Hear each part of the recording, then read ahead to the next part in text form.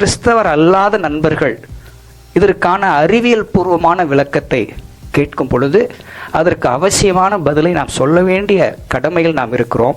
அந்த வரிசையில் இயேசு கிறிஸ்துவின் கன்னி பிறப்பை குறித்த உண்மைத்தன்மையை 3 நிலைகளிலே நான் விளக்க விரும்புகிறேன். முதலாவது த சயின்டிஃபிக்கல் ரீசனிங், அறிவியல் பூர்வமாக எப்படி இயேசு கிறிஸ்து கன்னியின் வயிற்றிலே பிறந்தார் என்பதை பற்றின முதல் தகவல். இரண்டாவது த தியாலஜிக்கல் ரீசனிங், வேத புஸ்தகத்திலே இயேசு கிறிஸ்து கன்னியின் வயிற்றிலே உருவாகி இந்த உலகத்திலே மீட்பராக பிறப்பார் என்பதை குறித்து பல வசனங்கள் சொல்லப்பட்டிருக்கிறது.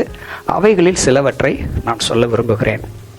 மூன்றாவது extra biblical resources or references, வேத புஸ்தகம் அல்லாத நிலையிலே, நேரிடையாக கிறிஸ்தவர்கள் அல்லாத நிலையிலே இயேசு கிறிஸ்துவின் கன்னி பிறப்பை அங்கீகரித்து கொள்ளுகிற அல்லது நம்புகின்ற உதாரணங்களையும் உங்கள் கவனத்திற்கு கொண்டு வருகிறேன்.